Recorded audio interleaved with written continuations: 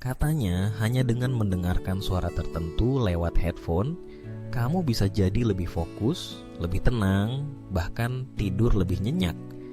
Tapi benarkah efeknya sehebat itu? Apakah ini benar-benar hasil dari teknologi atau cuma mitos modern yang viral di internet?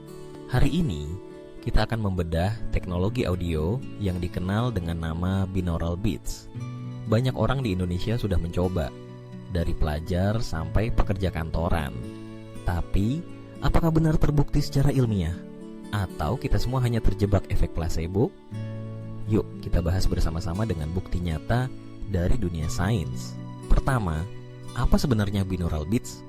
Fenomena ini terjadi saat dua frekuensi suara berbeda diperdengarkan secara bersamaan ke telinga kanan dan kiri melalui headphone.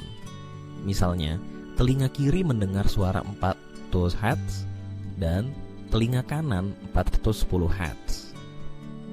Otak kita akan memproses perbedaan 10 Hz itu sebagai satu suara baru yang disebut binaural beat. Teorinya, frekuensi ini bisa merangsang gelombang otak tertentu seperti delta, theta, alfa, beta, atau gamma yang masing-masing mesteng berhubungan dengan kondisi psikologis seperti relaksasi, fokus, atau tidur. Apa kata riset ilmiah? Ada studi yang mendukung seperti Lane et al. Tahun 1998 yang menemukan binaural beats beta dapat meningkatkan perhatian dan kinerja kognitif. Lalu Padmanabhan et al.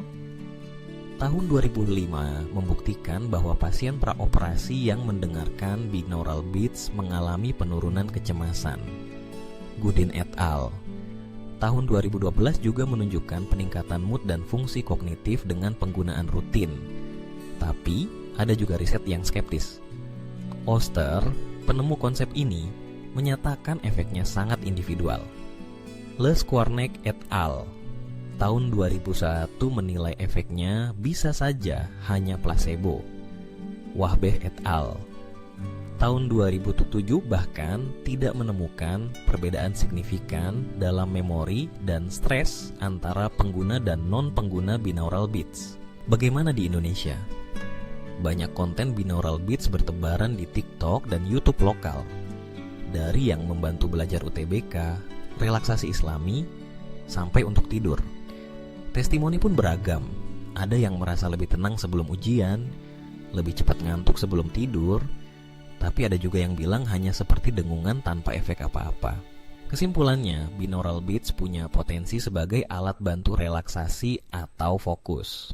Namun, hasil riset masih campur. Efeknya bisa nyata bagi sebagian orang, tapi mungkin hanya sugesti bagi yang lain. Jadi, bukan sulap, tapi bisa jadi alat bantu efektif jika digunakan secara konsisten dan dengan harapan yang realistis. Kamu sendiri, sudah pernah coba binaural beats? Efeknya beneran terasa, atau justru nggak ada pengaruhnya sama sekali? Tulis pengalamanmu di kolom komentar. Jangan lupa like, subscribe, dan bagikan ke teman-temanmu yang lagi cari cara buat lebih fokus atau rileks.